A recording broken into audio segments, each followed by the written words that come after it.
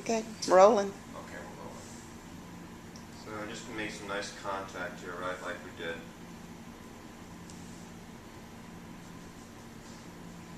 These opening moves are really not only to connect with the person, obviously, but also to get a sense of how you create space and apply pressure in the body by letting your body weight shift back and forth.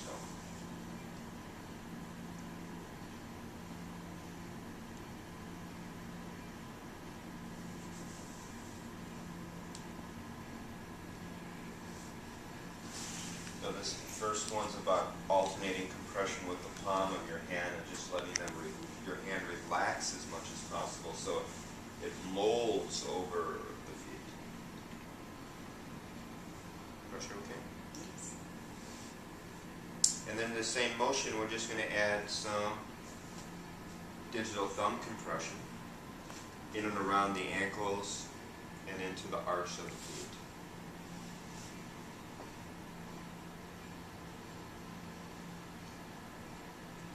Into the bottom or plantar surface of the foot.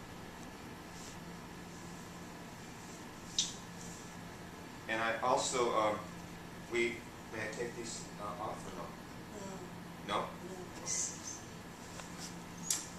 So this first point we're going to do is for the kidney. So kidney point, the balancing point or source point. So you feel for the malleolus and see where the Achilles tendon is. And the point is right in between those two landmarks with pressure more towards the medial malleolus. So you feel for the high point of the malleolus and slide towards the midline, and then you curl up under, and let me know if we're up there, yes? Okay. And then this. Yes. So once you're on both points, you want to hold them and try to have like even pressure between both. Hold it for a couple of complete breaths.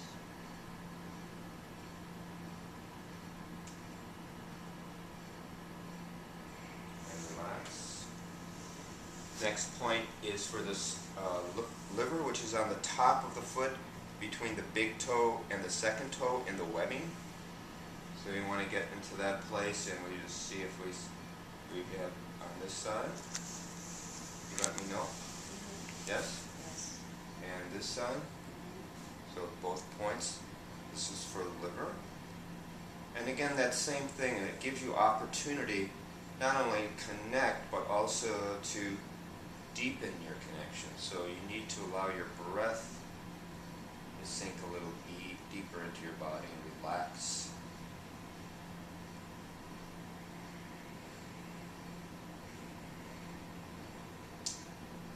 The next point is for the spleen, which is at the base of the big toe bone.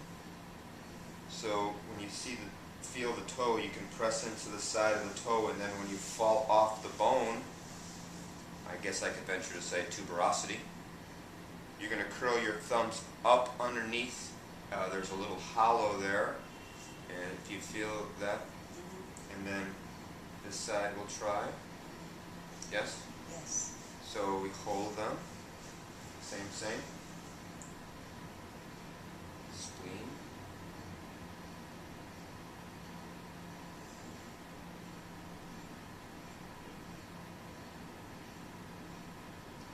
And then relax. And we're going to scoop the leg up.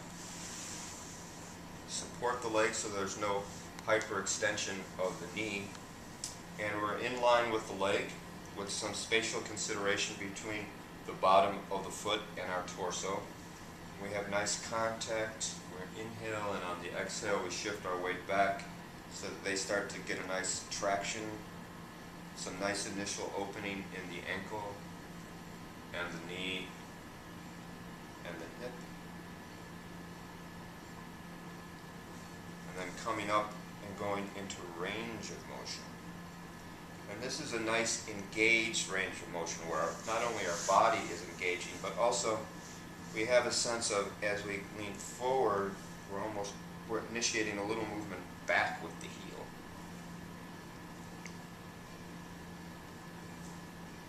So one way, then the other.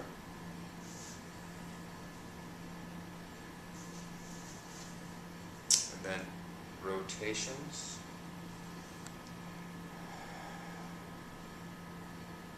Moving the hands slightly.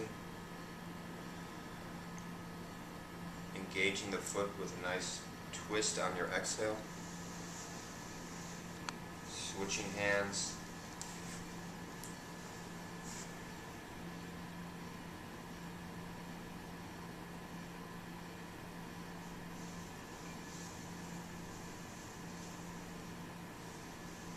Now we're going to initiate movement so that their knee bends and that their foot comes on the mat, and moving the foot as close to the gluteal as possible.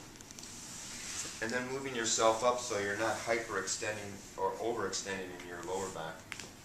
And this figure 4 position is nice because it allows you to work from a nice broad base and this inside leg stabilizing top of the foot. Your fingers are intertwined. You're inhaling, and on the exhale you lean back. And you can see that motion in the hip there. And also hopefully you can see that slight pause at the end of the exhale. That helps invite movement of your energy, of your chi. It also allows the person to relax into it a little bit more.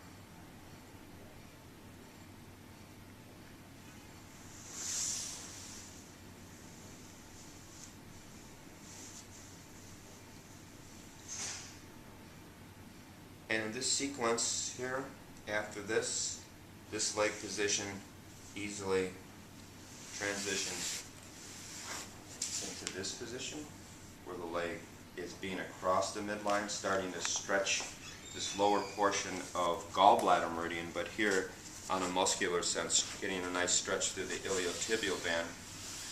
And you want to make sure that the body is supported nicely and that the work is in front of you, so that you can easily lean in with your body weight. So this is called perpendicular pressure, where you're just leaning in, not pushing, but leaning in. Pressure is okay? Not too much?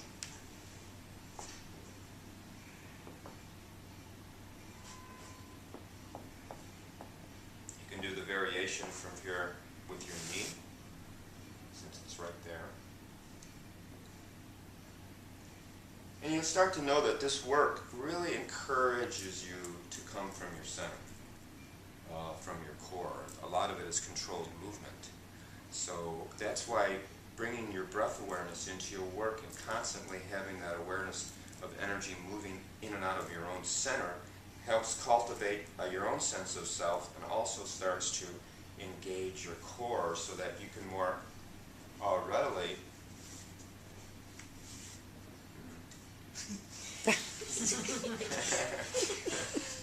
engage the muscles. And then we showed a couple of variations. Now, when I'm saying we're working on pathways of energy, know that we're only working on small portions of them. They run all through the body. So this particular line of energy, gallbladder meridian, runs also through the hip. So we want to engage a little bit of the hip in this position. So in this variation, we come and sit even with their hip. So we're here, right in the line, and we bring the leg once again across. So you'll notice not only does it put that in stretch, but it brings the hip off the ground so that you can get your knee, the contour of your knee, in the soft tissue of the hip, in between the greater trochanter of the femur and the lateral border of the sacrum. And then you can just let the structure come to you. Pressure's okay?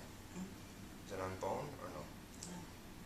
And you'll note here too, what's important is that their leg is bent. You want to keep their foot right up against their extended leg with your other foot, so it allows their hip to open up with an optimal angle to help engage the contact here.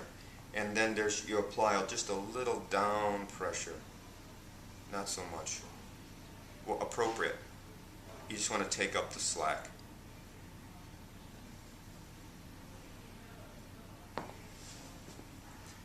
then easy out of that. So then the knee comes out and their sacrum comes back on the mat. And then you want to engage with the contour of your patella, again by guiding them back with a little pressure. And this pressure can easily be done by just leaning back a little bit, and their foot is still up against their extended leg.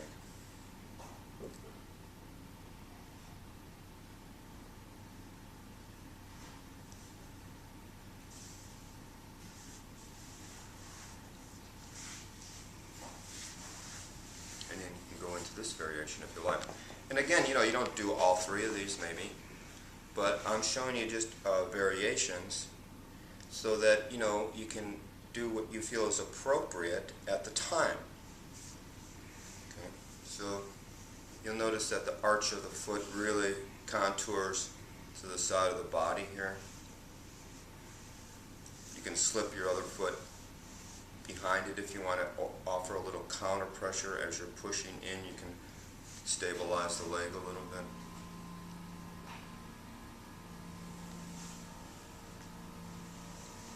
You can take that pressure into the lower leg.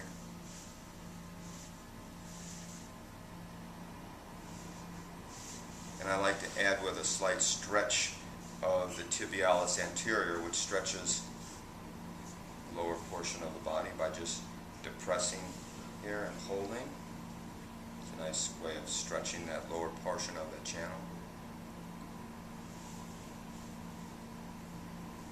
And then ending with a little counter pressure by bringing the foot back.